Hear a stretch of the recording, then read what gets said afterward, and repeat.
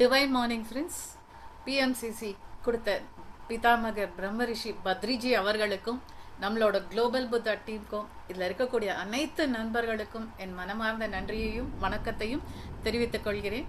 நாம இன்னைக்கு பார்க்க போகிறது மூலாதார சக்கர பற்றி தான் பார்க்க போகிறோம். மூலாதார சக்கர நம்ம ஏன் முதல்ல சக்கரங்களை பற்றி பார்க்குறோம் அப்படிங்கிறத நான் ஃபஸ்ட்டு உங்களுக்கு சொல்கிறேன்.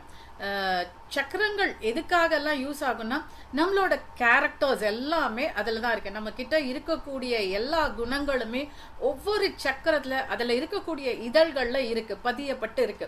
அதை எல்லாமே நாம எப்படி கொஞ்சம் கொஞ்சமா கிளியர் பண்ணிட்டே வரோமோ அதுக்கேற்ற மாதிரி தான் நம்மளோட ஆன்மீகத்துல முன்னேற்றம் இருக்கும். அப்போதான் நம்மளால உயர முடியும். கீழே இருக்கிற 3 சக்கராவையும் நாம சரி பண்ணாம எந்த உயர் சக்கரங்களையும் அடைய முடியாது. வாழ்க்கையில முன்னேற்றம், ஆன்மீக வாழ்க்கையில முன்னேற்றம் அப்படிங்கறதுல அது ஒரு பெரிய தடையாவே இருந்துட்டே இருக்கும். ஸோ அதனாலதான் சக்கரங்களை பத்தி நாம படிக்கிறோம். ஓகேவா? அதுல நமக்கு நம்ம உடம்புல 7 சக்கரங்கள் இருக்கு. ஆக்சுவலி சொல்ல போனா 6 சக்கரங்கள். 7வது சக்கரம் அதோட நிலை அப்படிதான் சொல்றாங்க. பட் இப்போ நாம ஒவ்வொரு சக்கரமா பார்க்கலாம். இன்னைக்கு நாம பார்க்க போறது மூலாதார சக்கரம். மூல ஆதாரம் அப்படிங்கிறப்பவே தெரியும், அதுதான் பேஸ், எல்லாத்துக்குமே அடிப்படை. நீங்க இந்த பிசிக்கல் வேர்ல்டுல வாழக்கூடிய ஒரு விஷயத்துக்கான அடிப்படையே இந்த மூலாதார சக்கரம் தான். ஆக்சுவலி இது பாத்தீங்கன்னா 4 இதழ்கள்ல இருக்கு இல்லையா, நடுவுல ஒரு ஸ்கொயர் இருக்கும். அந்த ஸ்கொயர் எதை ரெப்ரசன்ட் பண்றதுன்னா நிலைப்புத்தன்மை, அதாவது ஏர்த்தை சொல்லலாம். அது நிலையா இருக்கக்கூடியது, ஸ்திரமா இருக்கக்கூடிய ஒரு விஷயத்தையும். இதுல இன்வெர்டட் ட்ரையாங்கிள் இருக்கும். இந்த இன்வெர்டட் ட்ரையாங்கிள் அப்படிங்கிறது நம்மளோட சக்தி கீழ் நோக்கி பாய்கிறது அப்படிங்கிறதையும் காட்டுறதுக்காக அதை வச்சிருக்காங்க. இப்போ மூலாதார சக்கர பத்தின ஒரு பேசிக் இன்ஃபர்மேஷன்ஸ் எல்லாம் தான் நான் உங்களுக்கு சொல்ல போறேன். அது எங்க இருக்கு, மூலாதார சக்கரம் எங்க இருக்குன்னா முதுகு தண்டோட அடியிலன்னு சொல்லுவாங்க. ஆக்சுவலி எக்ஸாக்டா நமக்கு நம்மளோட பிசிக்கல் பாடியில அது இல்லவே இல்லை. இருக்கிறது நம்மளோட எத்ரிக் பாடியில தான், எனர்ஜி உடல்ல தான் அது இருக்கு. ஆனாலும் நம்மளோட பிசிக்கல் உடல்ல அதோட ரெப்ரசன்டேஷன் எந்த இடத்துல இருக்குன்னா, நம்மளோட ஏனஸ்க்கும் ரீப்ரொடக்டிவ் ஆர்கன்ஸ் ரெண்டும் ஜாயின் ஆகிறதுக்கு நடுவில் இருக்கக்கூடிய ஒரு மிட் பாயிண்ட்ல தான் அதோட ஒர்க், அதோட பிளேஸ் இருக்கு. பேஸ் அங்கதான் ரிஃப்ளெக்ட் ஆகுது அப்படின்னு சொல்றாங்க. இதோட தத்துவம் என்ன? நமக்கு பஞ்சபூத தத்துவத்துல இது நிலத்தை தான் குறிக்குது, ஸ்திரத்தன்மை. அதாவது வேர் எந்த இடத்துல ஊற முடியும், வளர முடியும், பூமியில தான். ஸோ இது பூமியில தான் இருக்கு. நம்மள இந்த பூமியில நிலைத்து நிற்க உதவக்கூடியது. அதனால இது நிலத்தன்மையில இருக்கு. ஓகேவா? இதோட நிறம் சிகப்பு. இது 4 இதழ் தாமரை. அந்த ஒரு பூவை நீங்க யோசிச்சு பாருங்க, ஒரு 4 இதழோட இருக்கக்கூடிய ஒரு பூவோட ஷேப் மாதிரி தான் இந்த சக்கராவோட வடிவமைப்பு இருக்கு. எக்ஸாக்டா ஒரு பூவா இருக்க முடியாது, எல்லாமே ஒரு நெட்வொர்க்கிங் மாதிரி தான். பட் ஸ்டில் அதோட ரெப்ரசன்டேஷன் எப்படி இருக்குன்னா, ஒரு 4 இதழ் தாமரை மாதிரி இருக்கு. இந்த தாமரைக்கு ஒரு பீஜ மந்திரம் இருக்கு, தட் இஸ் லம். இது எப்படின்னா ஒரு சீஃப் மினிஸ்டர் மாதிரி. அந்த மொத்த பூவுக்கும் உரிய மந்திரம் லம். ஆனா அதுல ஒவ்வொரு இதழ்கள் இருக்கு இல்லையா, 4 இதழ்களுக்கும் கூட ஒரு தனித்தனியா மந்திரம், தனித்தனி தேவிகள் இருக்காங்க. அவங்க இந்த ஒவ்வொரு இதழையுமே பாதுகாக்கிறதா சொல்லப்படுறாங்க. அதுல இருந்துட்டு நீங்க அதுல சிக்கிட்டு இருந்தீங்கன்னா அதுல வெளியே வர்றதுக்கு இவங்க எல்லாம் உதவுவாங்க. அந்த 4 இதழ்களோட மந்திரங்கள் வம். வம்ன்றது வரதா தேவின்னு ஒரு தேவி அதுல இருந்து அதை உங்களுக்கு இது பண்றாங்க. அடுத்தது ஷம், சசனி தேவி.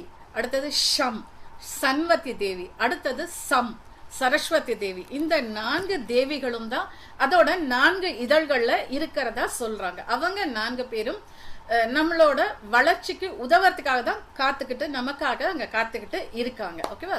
அதே மாதிரி இதோட ரிலேட்டட் நம்மளோட சென்ஸ் என்னன்னு பாத்தீங்கன்னா நுகர்தல் தான், வாசனை. அதுக்கப்புறம் இது நம்ம உடம்புல எந்த சுரபியமன் எந்த கிளாண்டோட சேர்ந்து இருக்குன்னா அட்ரினல். நம்மளோட கிட்னிக்கு மேல ஒரு கோழியோட கொண்ட மாதிரி ஒரு ஆர்கன் இருக்கு, அதுதான் இது அட்ரினல் கிளாண்ட்னு சொல்றாங்க. இதுல 2 விதமான ஹார்மோன்ஸ் இருக்கும். ஒன்னு அட்ரினலின், இன்னொன்னு கார்டிசால். இது ரெண்டுமே நார்மலா இருக்கிற வரைக்கும் எந்த பிரச்சனையும் இல்லை, உடலோட வளர்ச்சிக்கு எல்லாத்துக்குமே உதவும். இது ரெண்டுமே அதிகமானாலோ குறைவானாலோ ரொம்ப பிரச்சனைகள் வரும். அதுவும் இந்த கார்டிசால் எல்லாம் அதிகமாச்சுன்னா நம்மள எப்போதும் ஒரு பதற்றத்துக்குள்ளேயும் ஒரு டென்ஷனுக்குள்ளேயுமே உட்கார வச்சுக்கிட்டே இருக்கும். நம்மளுடைய ஹார்ட் பீட் ஜாஸ்தி ஆகிடும், நம்மளோட மெட்டபாலிக் ரேட் எல்லாம், அதாவது வளர்சிதை மாற்றம் சொல்றோம் இல்லையா, அது எல்லாத்தையுமே வந்து அது அழிக்கக்கூடியது. அதே மாதிரி அட்ரினலின் ஜாஸ்தியா சுரக்கும் போது என்ன ஆகும்னா, ஒருத்தர் ஒன்று பயம் அதிகமாகும் போது ரொம்ப ஆட்டோமேட்டிக்காக ஒன்று ஃப்ரீஸ் ஆவாங்க, இல்லைன்னா எதிர்த்து போராடுவாங்க, இல்லைன்னா அந்த இடத்த விட்டு ஓடுவாங்க. ஆல்ரெடி சொல்கிற மாதிரி தான், ஒரு நாய் வருதுன்னா ஒன்று பயத்தில் அப்படியே ஃப்ரீஸ் ஆகி ஒரு வேலையும் பண்ணாமல் நிற்கிறோம், இல்லையா ஒரு கல் எடுத்தோ இல்லை கொம்பு எடுத்தோ அதை அடித்து விரட்ட பார்க்குறோம். That is fight.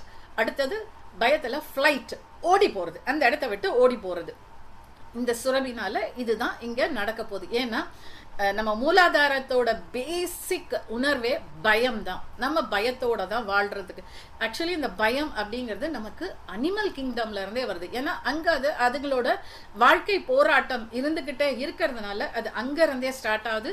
இப்போ கூட நம்மளோட மூளையில அமிக்டாலா அப்படின்னு ஒரு பாதாம் ஷேப்ல ஒரு பகுதி இருக்கு பெருமூளையோட பின்பக்கத்துல.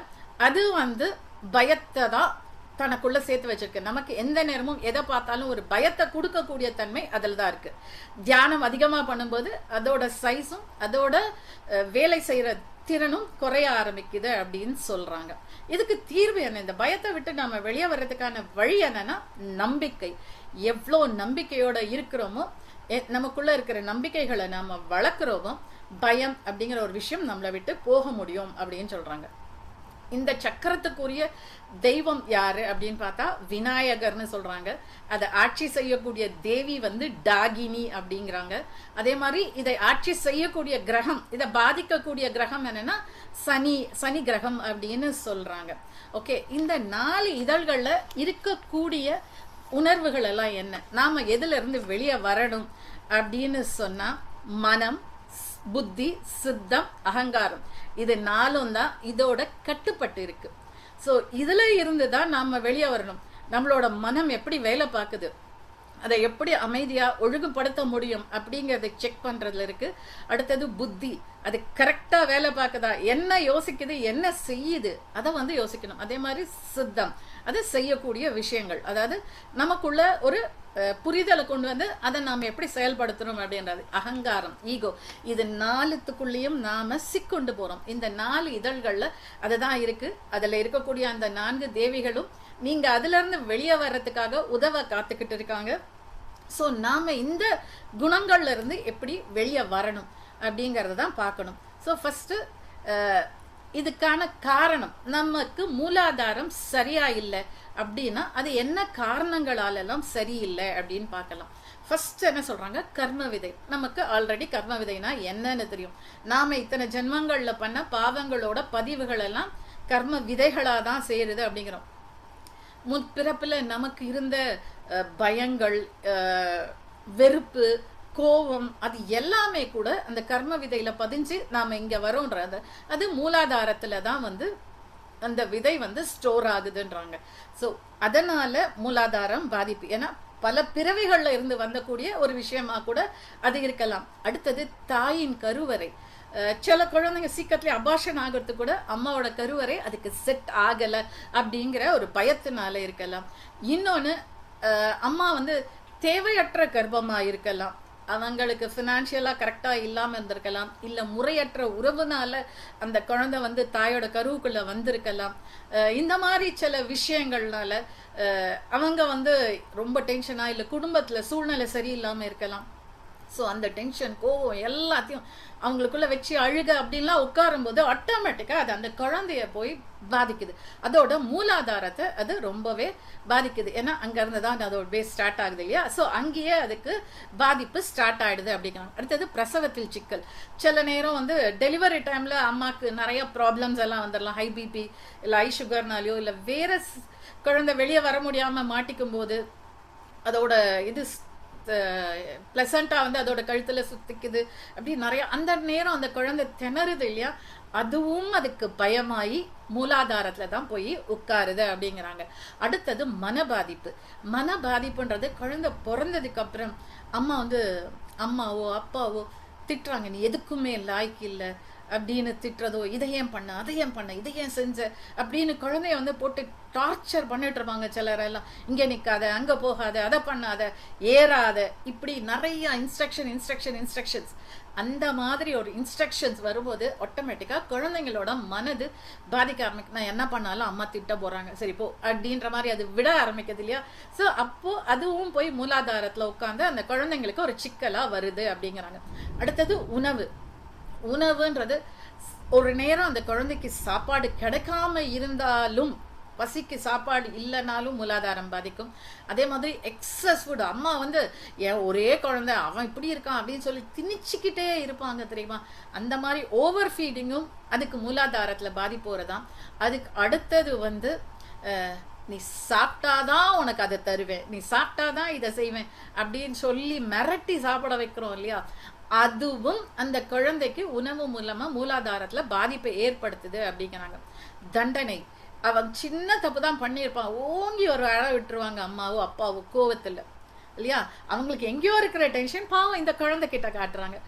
அந்த குழந்தை அந்த பயத்துல அப்படி ஃப்ரீஸ் ஆகும்ல, அடி வாங்கிட்டு என்ன பண்ணணும்னு தெரியாம தான் அந்த குழந்தை அந்த தப்பு பண்ணியிருக்கலாம். ஆனா அது அடி வாங்கும் போது அந்த மாதிரி தண்டனை, அடிக்கிறது, திட்டுறது, அப்யூஸா வேர்ட்ஸ் யூஸ் பண்றது, இல்லைன்னா சின்ன குழந்தைங்க நிஜமாலுமே அப்யூஸ் கூட பண்ணப்படுறாங்க இல்லையா? பாலியல் துன்புறுத்தல்களை நிறைய குழந்தைங்க அடி வாங்கிடுறாங்க. இந்த மாதிரி குழந்தைங்க எல்லாமே மூலாதாரம் அவங்களுக்கு அடி வாங்குது அப்படிங்கிறாங்க. அடுத்தது நம்பிக்கையின்மை, அம்மாவும் அப்பாவும் எதுக்கும் லாய்க்கு இல்லை அப்படின்னு மற்றவங்க எல்லாம் சொல்ல அந்த குழந்தை வந்து தான் எதுக்குமே லாய்க்கு இல்லையோ அப்படின்னு ஒரு தனக்குள்ள ஒரு எண்ணத்துக்குள்ள கொண்டு வந்துடுறது இல்லை. அந்த நம்பிக்கையின்மையே அதுக்கு மூலாதாரத்துல அடி வாங்குது அப்படின்னு சொல்றாங்க. ஸோ இப்போ வந்து அந்த மூலாதாரம் சரியான நிலையில இயங்கினா என்னவா இருக்கும், குறைவா இருந்தா எப்படி இருக்கும், அதிகமா இன்னும் வேகமா ஆக்டிவேட் ஆனா என்னவா இருக்கும், அதை பத்தி தான் பார்க்க போறோம். ஃபர்ஸ்ட் குறைவா மூலாதாரம் சரியா வேலை பார்க்காம கம்மியா வேலை பார்க்குதுன்னா என்னெல்லாம் நடக்கும். அவங்க வந்து எப்போதுமே தான் இருக்கிற இடத்தையும் சுத்தமா வச்சுக்க மாட்டாங்க, தானும் நல்லா ட்ரெஸ் பண்ணிக்க மாட்டாங்க. அந்த செல்ஃப் கேர் அப்படிங்கிற ஒரு விஷயமே அவங்க கிட்ட இருக்காது. ஏதோ ஒன்று நானும் இருக்கிறேன், நானும் ட்ரெஸ் பண்ணணும் அப்படிங்கிற மாதிரி ஏதோ ஒன்று பண்ணிக்கிறது, தலை வார மாட்டாங்க, எந்த ஒரு இடத்தையும் தன்னையும் சுத்தமாக வச்சுக்கணும், தன்னோட இடத்தையும் சுத்தமாக வைத்து கொள்ள மாட்டாங்க.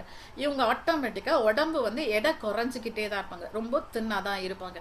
அதே மாதிரி எந்த நேரமும் ஒரு பயம், ஐயோ இதை பண்ணா அவங்க எதுவும் சொல்லிடுவாங்களே, இது என்ன ஆயிடுமோ, நான் இப்படி போறேன் எனக்கு எதுவும் ஆயிடுமா, மரண பயம் வந்து இவங்க கிட்ட ரொம்ப அதிகமா இருக்குமா.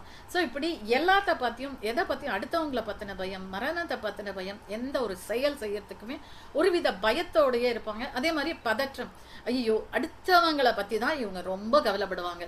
ஐயோ அவன் என்ன சொல்லுவானோ, அவன் என்ன சொல்லுவாள், அம்மா என்ன சொல்லுவாங்க, அப்பா என்ன சொல்லுவாங்க, இப்படி ஒரு பதற்றத்துக்குள்ளேயே அவங்களோட லைஃப் போயிடுறதுனால மனசுல இவங்களுக்கு எந்த நேரமுமே அமைதியா இருக்காது. பிகாஸ் மனம் அலைபுறுதல்லே பதற்றத்தோட இருக்கும்போது அங்க அமைதிங்கிற ஒரு விஷயம் அவங்க கிட்ட இருக்கவே இருக்காது.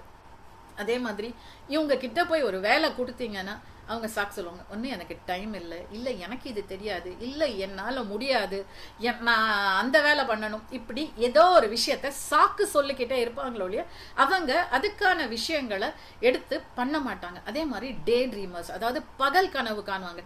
அப்துல் கலாம் சொன்ன கனவு இல்லை இது, பகல் கனவு. ஒரு ஸ்டோரி கூட இருக்கும், ஒரு முட்டை வந்த உடனே அந்த முட்டை இந்த முட்டை குஞ்சு பொறிச்சுதுன்னா அது கோழியாகும், அந்த கோழி 10 முட்டை போடும், அந்த 10 கோழியும் 10 முட்டை போகும், நான் இப்படியே பாரியா பண்ண வைப்பேன். அப்படி ஒண்ணுமே இல்லாத ஒரு விஷயத்துல இருந்து தேவையில்லாத கனவுகளும் கற்பனைகளுக்குள்ளுமே வாழ்வாங்களோ இல்லையா, நிஜத்துல இவங்க பெருசா வாழ போறதே இல்லை. அடுத்து ஒழுக்கமற்றவர்கள், இவங்களுக்கு இதை இப்படிதான் பண்ணணும், இந்த இடத்துல இப்படிதான் நடந்துக்கணும், அந்த ஒரு ஒழுக்கம் அப்படிங்கிற ஒரு விஷயம் வந்து இவங்க கிட்ட இருக்கவே முடியாது. அடுத்து இவங்க வந்து எக்ஸ்ட்ரீம் சோம்பேறிகளா இருப்பாங்க. மூலாதாரம் சரியா இல்லைனாலே எனர்ஜி மேனேஜ்மெண்ட் கரெக்டா இருக்கவே முடியாது. ஸோ ஆட்டோமேட்டிக்கா இவங்க ரொம்ப சோம்பேறியா இருப்பாங்க. அடுத்து இவங்க ரொம்ப டயர்டா ஃபீல் பண்ணுவாங்க, எந்த வேலையும் பண்ணியிருக்க மாட்டாங்க, படுத்து எந்திரிச்சா கூட டயர்டா இருக்கு அப்படிங்கிற மாதிரி இருப்பாங்க. அடுத்து இவங்க ஏன்னா உழைக்க போறது இல்லை, எதுவுமே இல்லை, எல்லாத்துலயும் பயம் பதற்றம். ஸோ இவங்க வறுமையில தான் இருப்பாங்க. மேக்சிமம் இவங்களோட லைஃப் ஸ்டைல் எல்லாமே வறுமையில தான் இருக்கும்.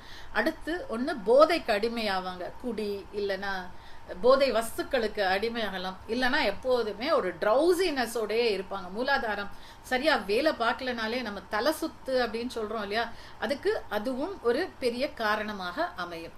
அடுத்து சமநிலையில இருந்தா எப்படி இருப்பாங்க, இவங்க ரொம்ப இண்டிபெண்டா ரொம்ப சுதந்திரமா இருப்பாங்க. எந்த ஒரு விஷயத்தையும் தான் நினைச்ச விஷயத்த தான் செய்யக்கூடிய அளவுக்கு ரொம்ப சுதந்திரமானவர்களா இருப்பாங்க. சுயசார்பு, என் வேலையை நான் பார்த்துக்கிறேன், நான் என்னால முடிஞ்ச வரைக்கும் என்னோட வேலையெல்லாம் நானே பண்ணிக்கிறேன் அப்படிங்கிற அளவுக்கு சுயசார்பு நிறைந்தவர்களா இருப்பாங்க. உள் மன பாதுகாப்பு, அவங்க வந்து தே ஆர் சேஃப். அவங்க உயர்வா இருந்தாலும் இதா இருந்தாலும் பயத்தோடையும் பதற்றத்தோடையும் இருக்கிறாங்க இல்லையா, இவங்க வந்து ஐம் சேஃப் அப்படிங்கிற மாதிரி உள் மனதுல ரொம்ப பாதுகாப்போட இருப்பாங்க. அதே மாதிரி நம்பிக்கையோட இருப்பாங்க. எல்லா மனிதர்களையும் நம்புவாங்க, காலத்தை நம்புவாங்க. Okay, it's happen for some reason அப்படிங்கிற மாதிரி அக்செப்டன்ஸோட அந்த நம்பிக்கையோட ஏத்துப்பாங்க. செல்ஃப் கேர், சுய பராமரிப்பு, தன்னை எப்பொழுதுமே ரொம்ப நீட்டா வச்சுக்கணும்னு நினைப்பாங்க. தன்னோட இடத்த ரொம்ப நீட்டா வச்சுக்கணும்ன்றதுல ரொம்ப கவனமா இருப்பாங்க. நிலையா ஸ்திரத்தன்மையோட இருப்பாங்க இவங்க எல்லாம் அப்படின்னு சொல்றாங்க. அடுத்தது, இவங்க எல்லாருக்குமே அட்ரினல் கிளாண்ட் வந்து ரொம்ப நல்ல முறையில சமமான நிலையில இயங்கும். அதே அதிகமாச்சு அப்படின்னா இவங்க வந்து ஒரே வேலை, ஒரே விதமான வேலைகள், மொனாட்டமசன் சொல்றோம் இல்லையா, ஒரே விதமா காலையில நான் எந்திரிப்பேன், 5 மணிக்கு எந்திரிச்சேன்னா நான் வாக்கிங் போனேன், பால் வாங்கணும், காஃபி வைப்பேன், நான் காஃபி குடிக்க 8 மணிக்கு எனக்கு டிஃபன் வந்தே ஆகணும் அப்படின்னு நான் அதுக்கப்புறம் என் வேலைக்கு போவேன், திரும்ப வருவேன். இந்த ஒரே மாதிரி ஸ்ட்ரக்சர்ல தான் இருப்பாங்க.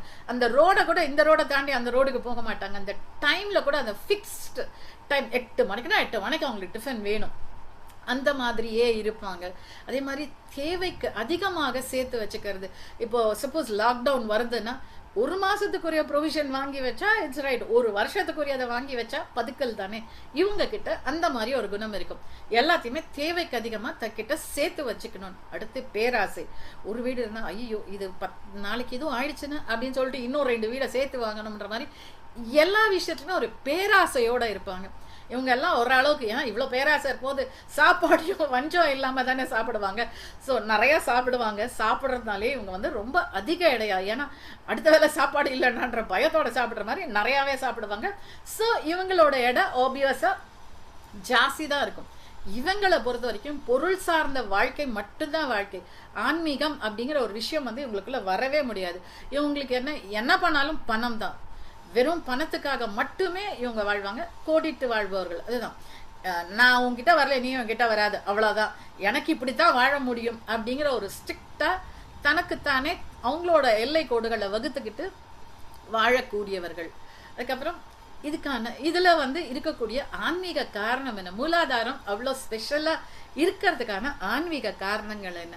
குண்டலினி அப்படிங்கிற ஒரு சக்தி வந்து அங்கதான் இருக்கு. குண்டலினி அப்படிங்கறத எல்லாருமே நம்ம கேள்விப்பட்டிருப்போம். ஆனா இது என்னன்னா உயிர் விழுத்தெழுந்து, அதாவது அந்த இடத்துல ஒரு பாம்பு மாதிரி அது சுருண்டு இருக்கு, படுத்துட்டு இருக்கு. நம்மளோட குணங்களை எல்லாத்தையுமே கிளியர் பண்ணி மூலாதாரத்தை நாமல் பண்ணி ஒவ்வொரு அடுத்த சக்கரத்துக்கு போகும். அங்க இருக்கிற குணங்களை மாற்ற மாற்ற மாற்ற இது ஒவ்வொரு லெவலா உயர்ந்து நம்மளோட சகசிராரால போய் ஒரு 5 தலை நாகம் மாதிரி விரிந்து படம் எடுக்குமா. அந்த மாதிரி ஒரு ஸ்டேட்டுக்கு வரும்போது நம்மளோட அவேர்னஸ் எல்லாம் வந்து அந்த நிர்வாணிக் ஸ்டேட் போற அளவுக்கு உயர்ந்து போயிடும். ஆனா இப்போ நாம இங்க வந்து நிறைய பேர் வந்து குண்டலினி தியானம் பண்றோம் அப்படிலாம் சொல்றோம் இல்லையா, அது வந்து ஒரு ரெப்ரசன்டேஷன் மாதிரி தானே ஒழிய நிஜமான குண்டலினி இல்லை. இங்க இருக்கக்கூடிய எல்லா குணங்களையும் எல்லா விஷயம் அந்த ஒவ்வொரு இதுல இருக்கக்கூடிய சக்கரங்கள்ல இருக்கக்கூடிய ஒவ்வொரு விஷயத்தையும் நாம கலைந்து எடுத்து ஒவ்வொரு பிளேனா நம்மளை உயர்த்திக்கிட்டே போகும்போது மட்டும்தான் குண்டலினி அப்படிங்கிறது இது உயர்ந்து எழும். இது இங்க வந்து என்னன்னா நம்மளோட குண்டலினி உயராம போறதுக்கு ஆல்ரெடி சொன்னாலே கர்ம விதை, அதுதான் நம்மளோட முற்பிறவி நினைவுகள், இல்லைன்னா மரண பயம், நிறைய பயங்கள் வந்து அங்க வந்து அந்த குண்டலினி சக்தியை எழுப்ப விடாத அளவுக்கு ஒரு பாசக்கட்டு, ஒரு கயிறு கட்டு மாதிரி இருக்கு. அதை வந்து கிரந்தி, பிரம்ம கிரந்தின்னு கூட சொல்றாங்க, கிரந்தி அப்படின்னு சொல்றாங்க, அது கட்டப்பட்டு இருக்கு.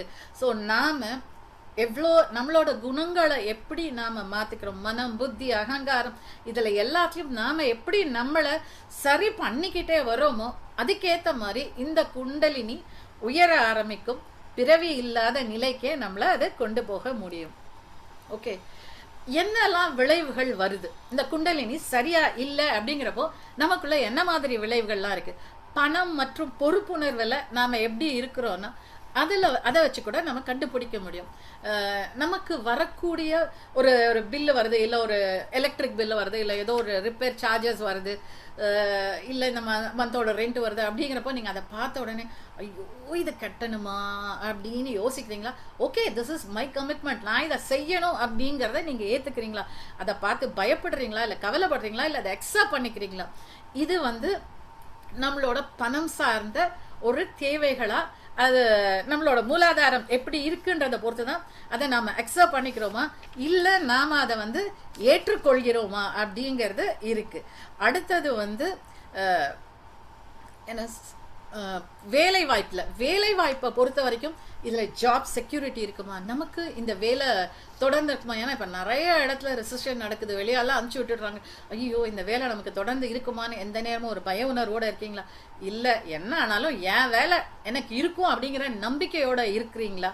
அடுத்து சம்பளம், இந்த சம்பளம் பத்துமா பத்தாதா அப்படிங்கிற ஒரு எண்ணத்தோட இருக்கிறீங்களா? இல்ல சம்பளம் மட்டுமே எனக்கு இம்பார்ட்டன்ட், என் ப்ரொமோஷன் மட்டும்தான் எனக்கு ஒரே குறி அப்படின்னு இருக்கீங்களா? இல்ல எனக்கு சம்பளம் கம்மியா இருந்தாலும் இந்த வேலை திருப்தியா இருக்கு, நான் ரொம்ப மனசார இந்த வேலை சந்தோஷமா செய்யறேன் அப்படின்னு இருக்கீங்களா?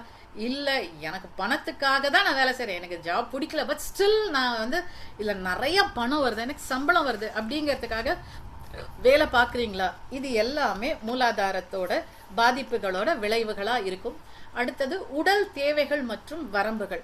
நீங்க இந்த உடம்புக்குள்ள சேஃபா இருக்கீங்களா?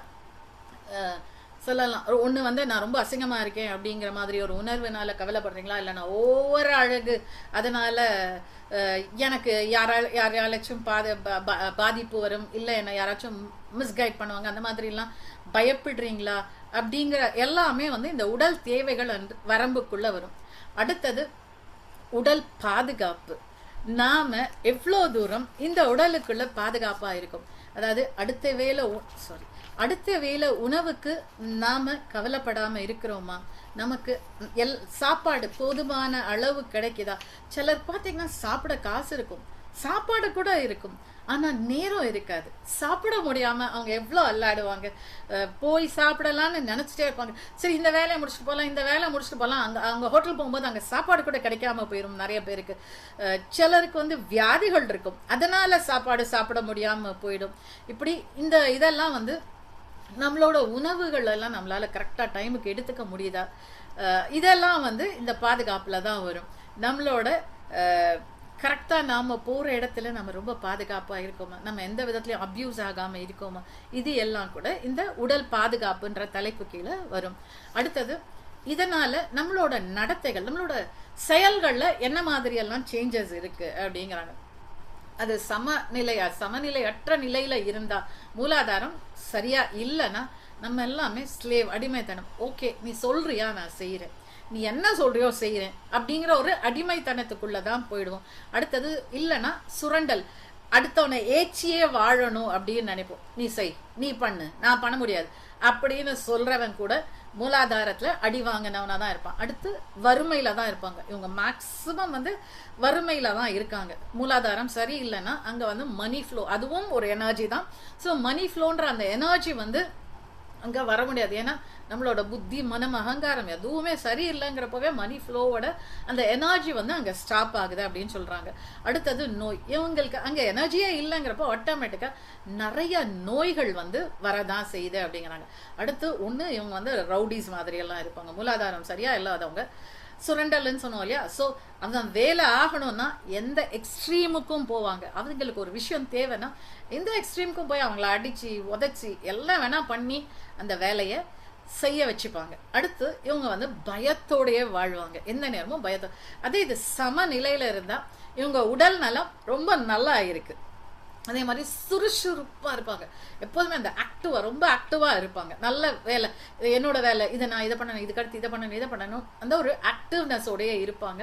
அடுத்து இயற்கையோட இணைந்து வாழ்வாங்க. அவங்களுக்கு பார்த்தீங்கன்னா டைம் கிடைக்குதா நேராக போய் ஒரு பீச்சில் உட்காடுறதோ இல்லை ஒரு தோட்டத்தில் போய் உட்காந்து மரங்களை ரசிக்கிறதோ, இல்லைன்னா கூட காலையில் எந்திரிக்கும் போது ஒரு 2 நிமிஷம் நின்று அந்த சூரியனை ரசிக்கிறது, இந்த மாதிரி இயற்கையை ரசிச்சுக்கிட்டு அதோட ரிதம்க்கு ஏற்ற மாதிரி வாழக்கூடியவர்களாக இருப்பாங்க. அடுத்தது ஏற்றுக்கொள்ளும் மனநிலை, அக்செப்டன்ஸ் இவங்களுக்கு இருக்கும்.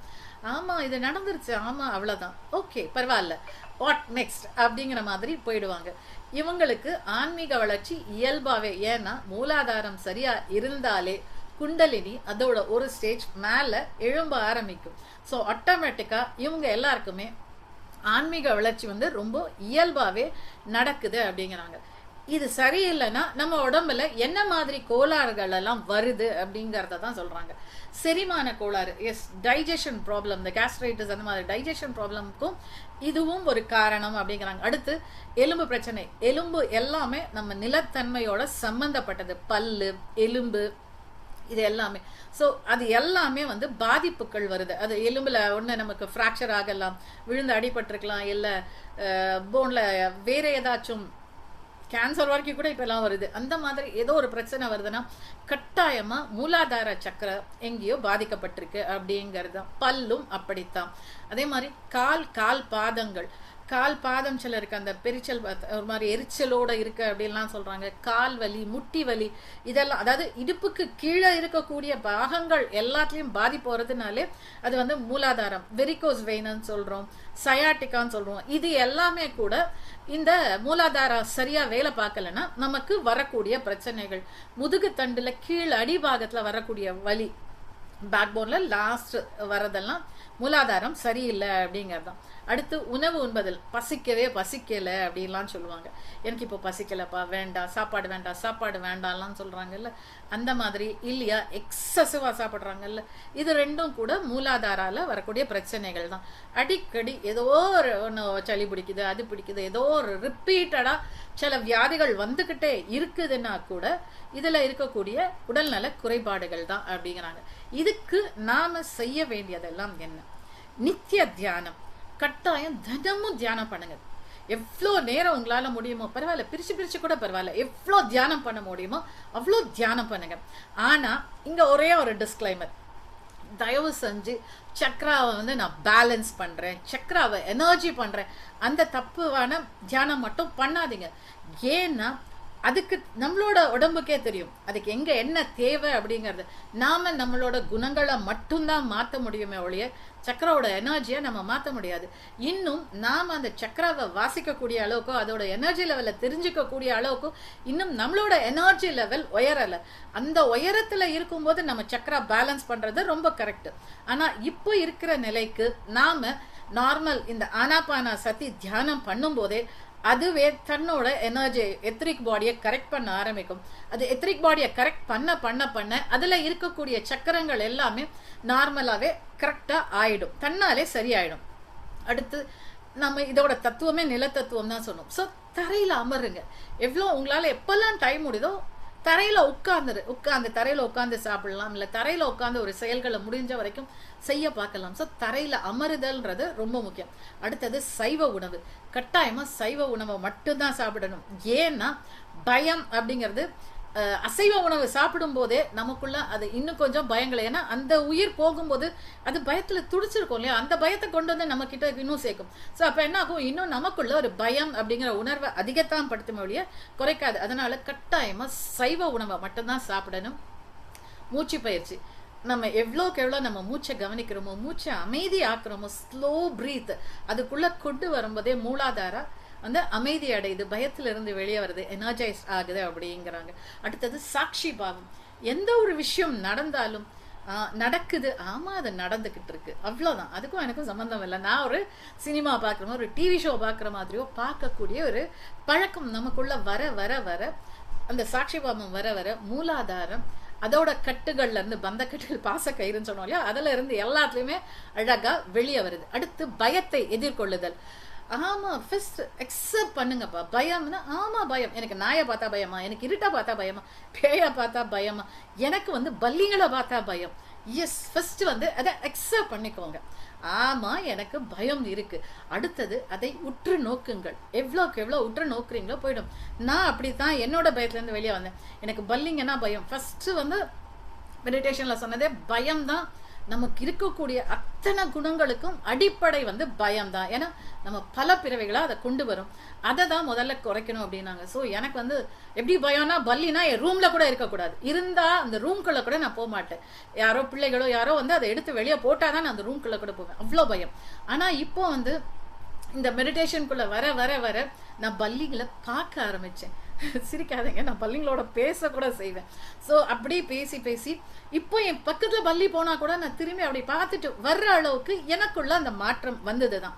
ஸோ இப்படித்தான் நம்ம எல்லாருமே பயத்தை கடக்க முடியும்ன்றத அவங்க சொல்லியும் கொடுக்குறாங்க. இப்படித்தான் உங்களுக்கு ஒரு பயம் இருக்கா, ஃபர்ஸ்ட் அக்செப்ட் பண்ணிக்கோங்க, அதை உற்று நோக்குங்கள், அதை எதிர்கொள்ளுங்கள். எவ்வளோக்கு எவ்வளோ அதை எதிர்கொள்றீங்களோ அப்போ அவ்வளோ சீக்கிரம் நாம வந்து அந்த பயத்திலிருந்து வெளியே வர முடியும் அப்படிங்கிறாங்க. அடுத்து நம்பிக்கையை வளர்த்து கொள்ளுங்க. இது நடக்குமா, இது சரியா இருக்குமா, அவங்க என்ன இல்லை, நான் பண்ணா அது கரெக்டாக தான் இருக்கும், என்னால் இதை பெஸ்ட்டாக பண்ண முடியும், நான் என்னோட பெஸ்ட்டை தான் கொடுக்க போறேன், என்னை சுற்றி நல்லது தான் நடக்கும் அப்படின்னு உங்களுக்குள்ளேயே நீங்க நம்பிக்கை பண்ணிக்கோங்க. செல்ஃப் மோட்டிவேட் பண்ணிக்கோங்க. நல்ல நம்பிக்கைகளை வளர்த்துக்கோங்க. நிலைப்புத்தன்மை, எஸ், ஸ்திரமா எல்லா விஷயத்துலையுமே ஆமா இது இப்படித்தான் அப்படிங்கிற ஒரு நிலைப்புத்தன்மையோட இருக்க பழகுங்க. எல்லாத்த விட பெஸ்ட், உங்க மூலாதாரம் சரியா வேலை பார்க்கணும்னா வெறும் காலோட அட்லீஸ்ட் ஒரு நாளைக்கு 1/2 hour தரையில நடங்க. எவ்வளோக்கு எவ்வளோ நாம அந்த கிரவுண்டோட கனெக்ட் ஆகுறோமோ அவ்வளோக்கு அவ்வளோ நம்மளோட மூலாதார சக்கரம் ரொம்ப சீக்கிரமா ஆக்டிவேட் ஆகும். இந்த சக்கரா கிளென்சிங் எல்லாம் போறதுக்கு பதிலாக இதை வந்து ரொம்ப அழகா பண்ண முடியும். அடுத்து நம்மளோட எண்ணம் சொல் செயல்கள்ல நம்ம கவனிக்கலாம். அடுத்து மரங்களை அணைத்து கொள்ளுங்கள்ப்பா. எனர்ஜி டிரான்ஸ்ஃபர்மேஷன் அவ்வளோ அழகா நடக்கும். நீங்க வந்து உங்களுக்கு ஒரு வலி இருக்கு, ஏதோ ஒன்று இருக்கு, மனபாரம் இருக்கு, உடல்ல வலி இருக்கு, போங்க ஒரு மரத்தை கட்டி பிடிச்சு நின்று ஒரு 10 நிமிஷம் நின்று பாருங்க, அவ்வளோ அழகா ஒரு டிரான்ஸ்ஃபர்மேஷன் வரும். நமக்கே தெரியாது நம்மளோட அந்த அவ்வளோ வலியும் வேதனையும் எங்க குறைஞ்சி போச்சு அப்படிங்கிறது அவ்வளோ ஈஸியா வந்து நடக்கும். இயற்கையே நமக்கு நிறைய மேஜிக் பண்ணும். அதுல எஸ்பெஷலி நம்ம மரங்களை கட்டி பிடிக்கும் போது, பிகாஸ் அவங்களும் ஆற்றல் எனர்ஜிகள் தான். ஸோ ரொம்ப சீக்கிரமா அவங்களோட ஆற்றல் வந்து நமக்கு டிரான்ஸ்ஃபர்மேஷன் நடக்கும். அது அடுத்தது உண்ணாவிரதம். வாரத்துக்கு ஒரு நாளாச்சும் முடிந்த வரைக்கும் சாப்பிடாம இருங்க. இல்லையா பழங்கள் மட்டும் எடுத்துக்கலாம், இல்ல ஜூசஸ் மட்டும் எடுத்துக்கலாம். இந்த மாதிரி உண்ணாவிரதம் இருக்கிறதும் ரொம்ப நல்லது அப்படிங்கிறாங்க. யோகாசனம். யோகாசனம் அப்படிங்கிறப்பவே நிறைய ஆசனங்கள் இருக்கு.